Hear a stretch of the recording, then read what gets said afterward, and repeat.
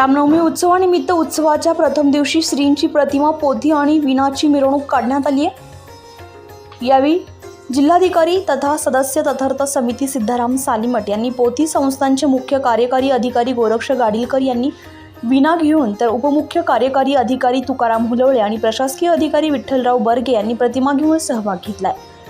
यावेळी संस्थांच्या मुख्य लेखाधिकारी तथा प्रशासकीय अधिकारी मंगला वराडे, मंदिर प्रमुख रमेश चौधरी, जनसंपर्क अधिकारी तुषार शेळके, मंदिर पुजारी, शिर्डी ग्रामस्थ आणि साईभक्त मोठ्या संख्येने उपस्थित होते। श्रीराम नवमी उत्सवानिमित्त श्री साई सच्चरित या पवित्र ग्रंथाच्या पारायणाचा शुभारंभ जिल्हाधिकारी तथा सदस्य तथार्थ समिती सिद्धाराम सालीमठ यांनी प्रथम अध्याय वाचन करून केलाय। श्रीराम नवमी उत्सवानिमित्त समाधी मंदिरात जिल्हाधिकारी तथा सदस्य तथार्थ समिती सिद्धाराम सालीमठ यांनी श्रींची पाद्यपूजा केली आहे। श्रीरामनवमी उत्सवानिमित्त दानशूर साईभक्त श्री व्यंकटा सुब्रमण्यम, बँगलोर, कर्नाटक यांच्या देणगीतून मंदिर आणि परिसरात फुलांची आकर्षक सजावट करण्यात आली आहे।